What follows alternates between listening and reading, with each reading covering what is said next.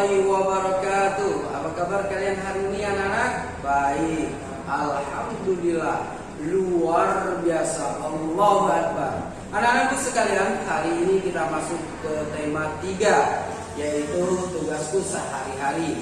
Nah, Pak Guru berharap kalian tetap semangat, tetap jaga kesehatan, dan selalu berdoa.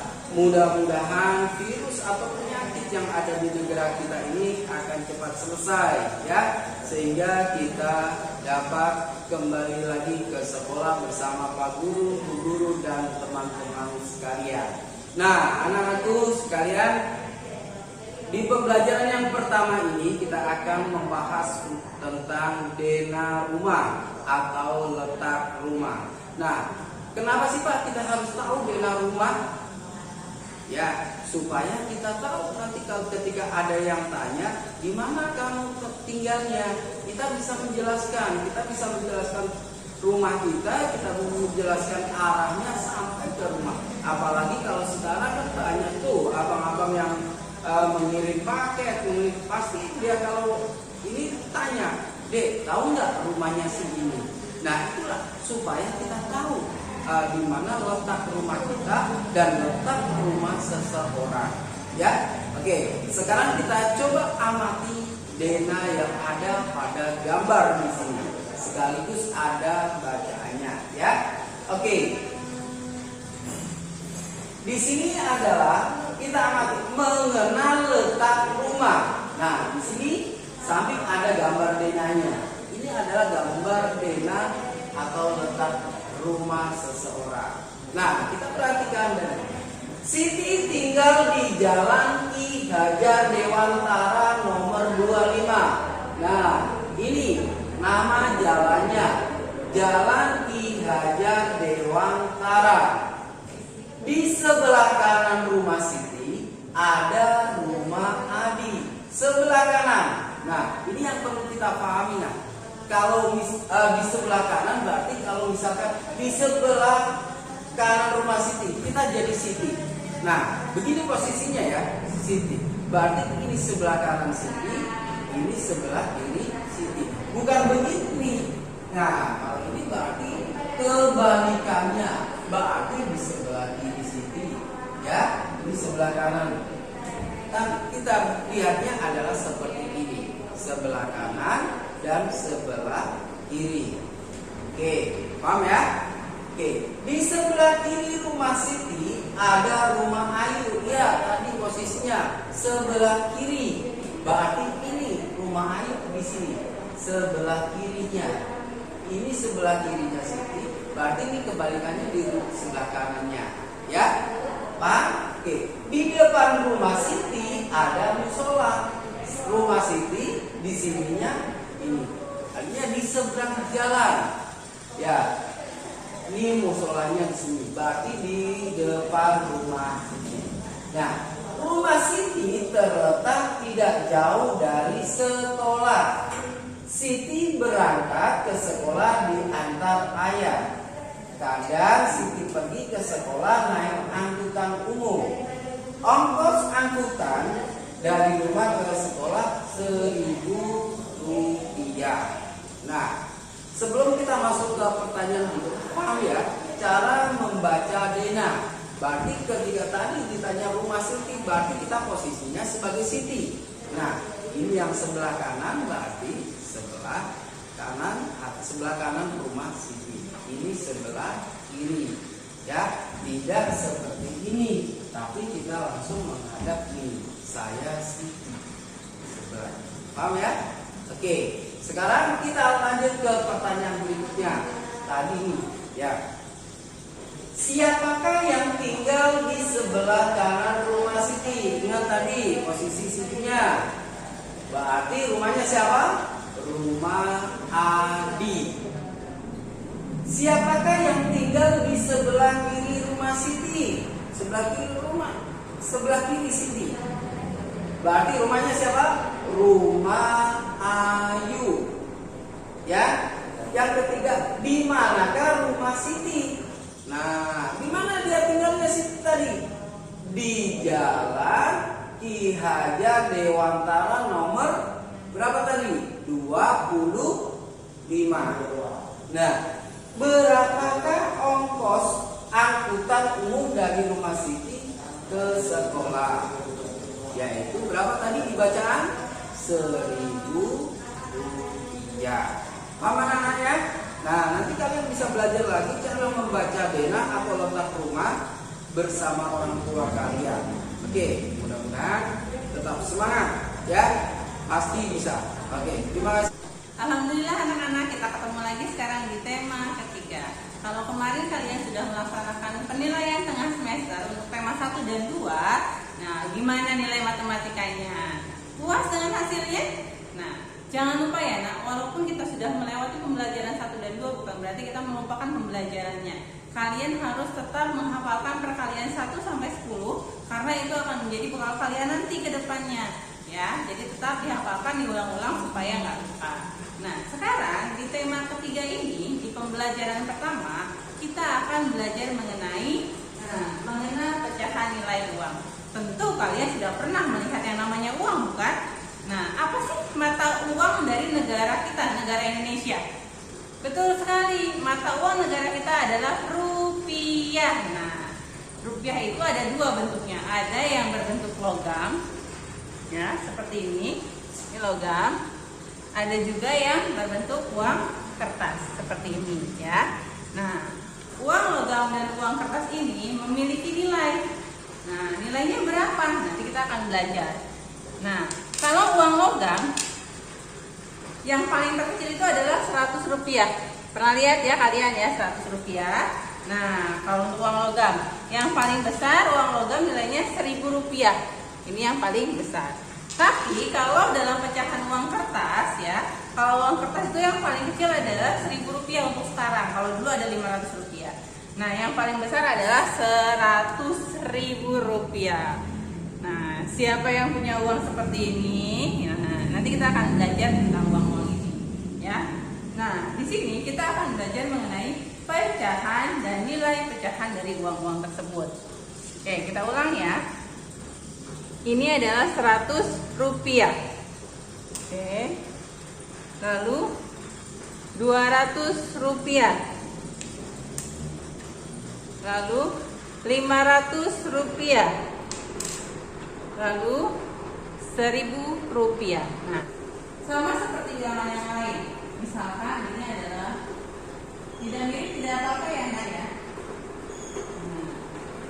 Di sini tertulisnya 1000. Berarti ditulisnya berapa? Ingat, kalau ditulis dia pasti menggunakan angka. Nah, kita lihat begini. Rp. Oh, Rp dulu. Nah, Rp ini adalah karena mata uang negara kita yaitu rupiah. Jadi disingkat menjadi Rp. Ditulis 1100,00.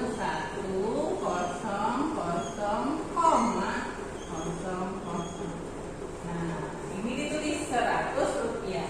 Lalu kalau dibaca, ingat, yang namanya dibaca pasti menggunakan huruf. Berarti dibaca dari berapa ini?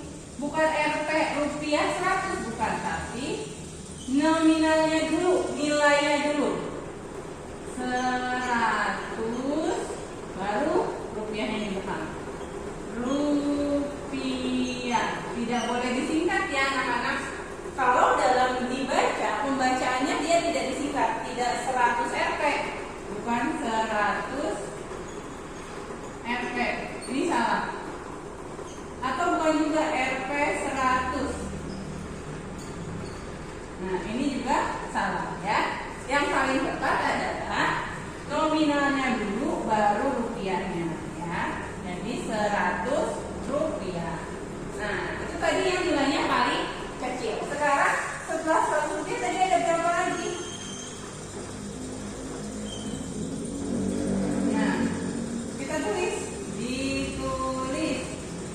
Coba, menurut kalian ditulisnya angkanya bagaimana?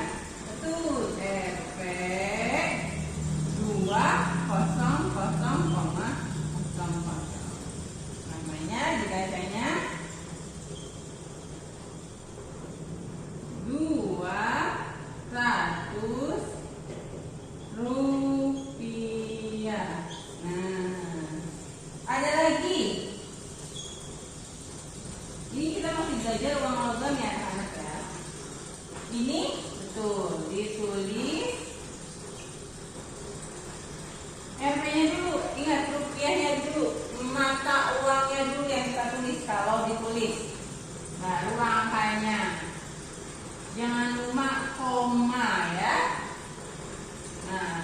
dibacanya?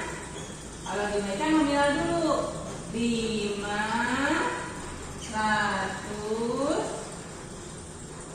rupiah.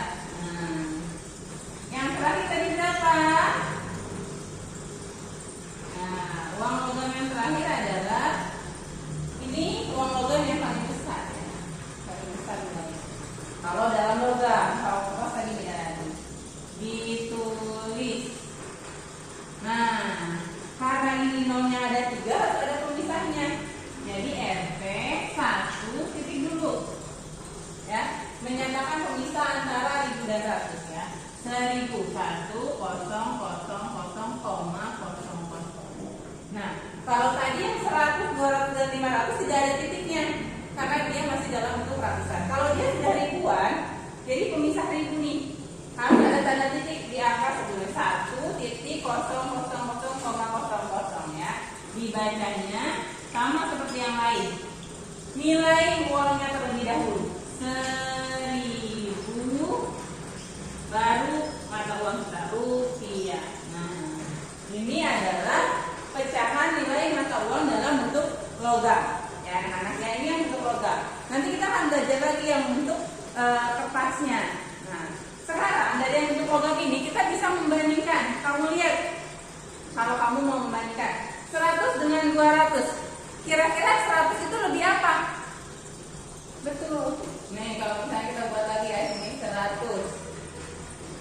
Titik-titik, di sini ada nilai uang.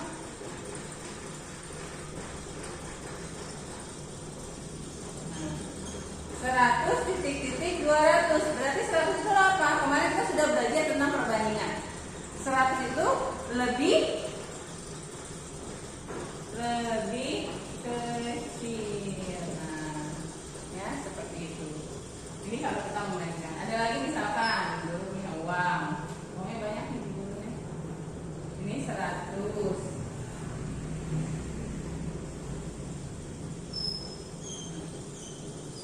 Coba. Sekarang kalau kalian diminta untuk mengurutkan. Urutkan mulai dari yang terkecil.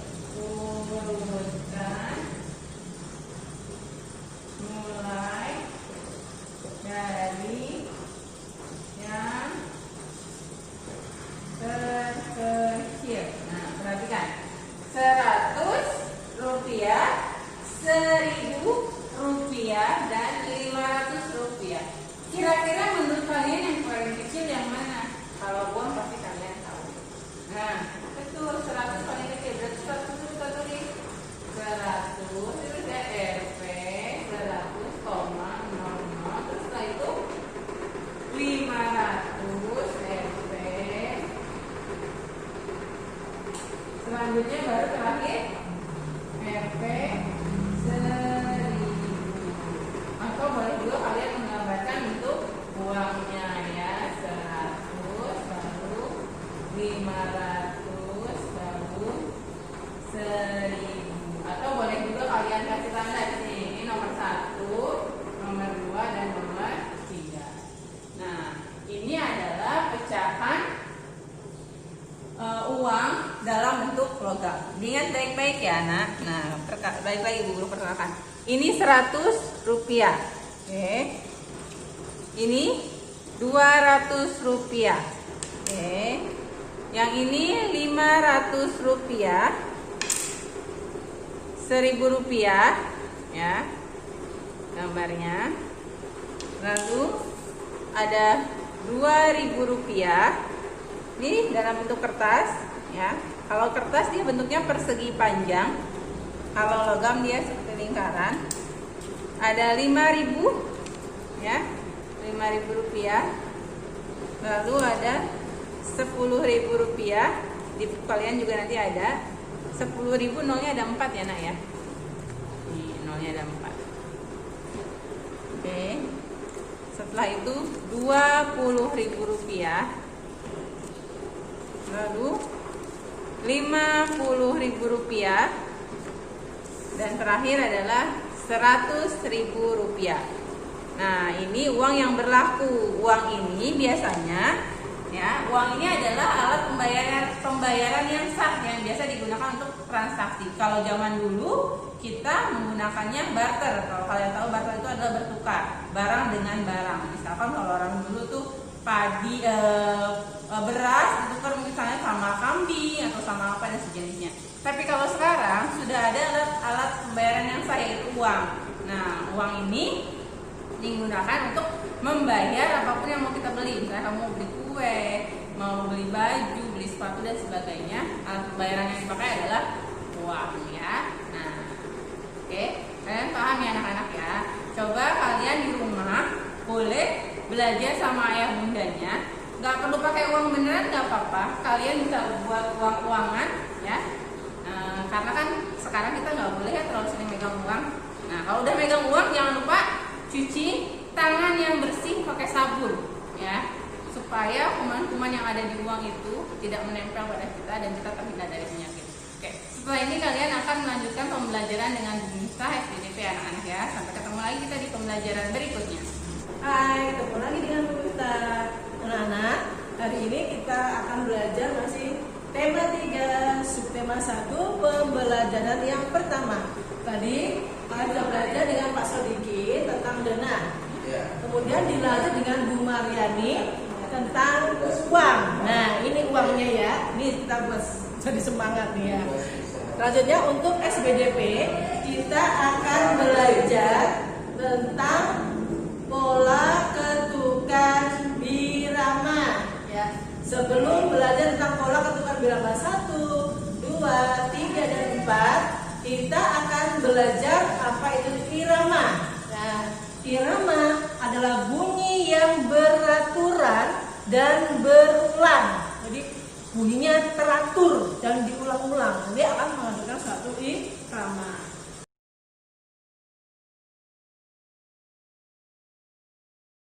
Kemudian kita akan belajar tentang apa itu birama. Birama adalah banyak ketukan dalam setiap ruas.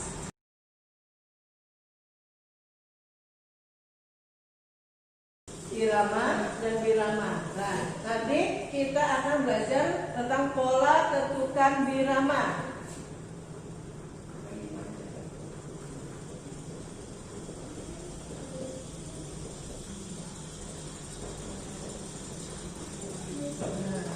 Pola ketukan birama 1 ada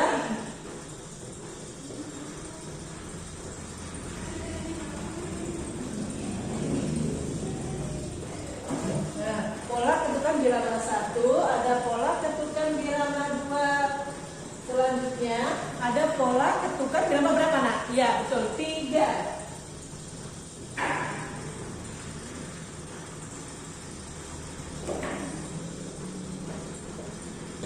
Berikutnya pola ketukan birama 4.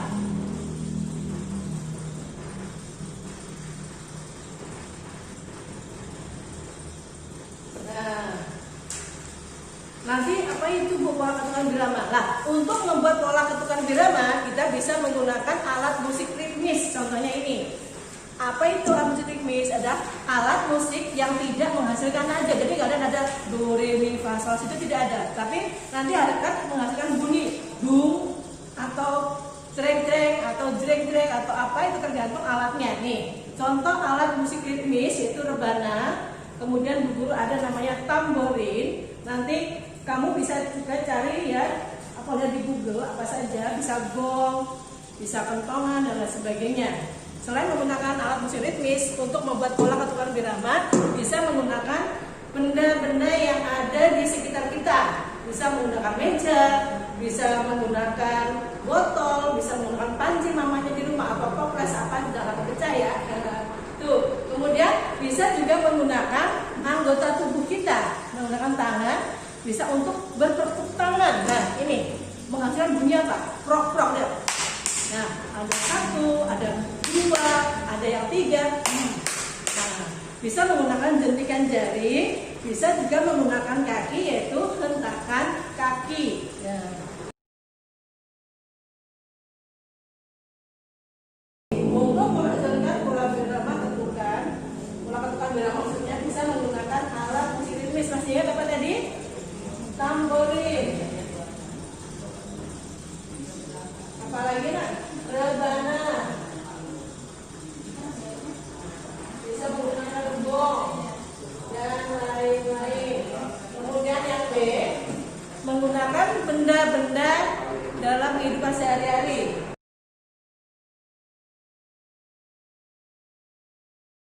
motor, kaleng, panci, toples, dan lain-lain.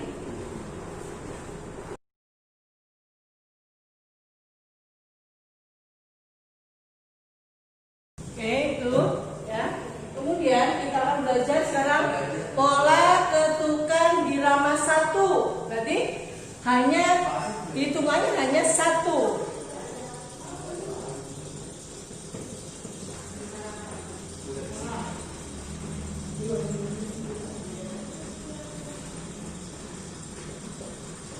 Nah, contohnya apa? Sekarang misalnya Bu Guru gunakan tepukan tangan. Ya, pola birama 1. Satu kan? Karena namanya pola harus diulang. Jadi diulang. Prok, prok, prok. Nah. Satu. Kita buat lagi prok 1. Kemudian lagi prok. Ya, 1. Kemudian kita akan belajar pola ketukan birama 2.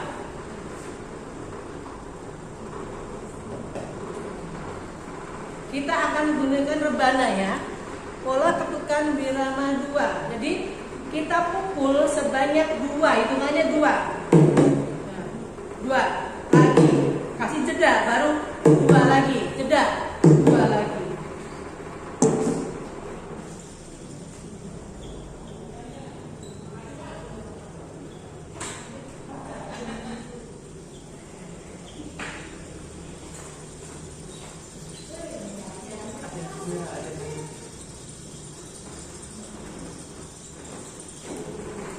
Nah, sekarang kita gunakan pola ketukan birama 3. Tamborin dengan rebana. Ya, tamborin menghasilkan bunyi trek-trek. Jadi ini 1 2 3. 1 2 3. 1 2 3. Ya, itu pola birama 3.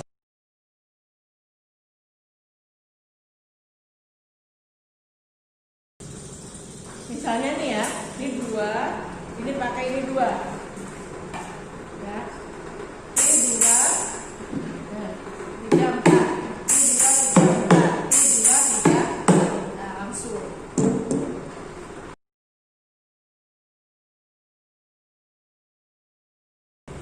Biar kamu mudah belajarnya, Guru akan beri angka yang berurutan aja. Nah, untuk pola ketukan birama 2 kita beri angka ini 1, ini 2, ini 1, ini 2, ini 1, ini 2. Untuk pola birama ya ketukan birama 3 ini 1, 2, 3 ya. Ada 1, 2, 3. Kemudian untuk pola ketukan birama 4 Guru beri angka 1, 2, 3, 4. Berulang. 1, 2, 3, 4. Oke. Perhatikan videonya. Belajar di rumah. Jangan lupa untuk sholat 5 waktu, jangan telat.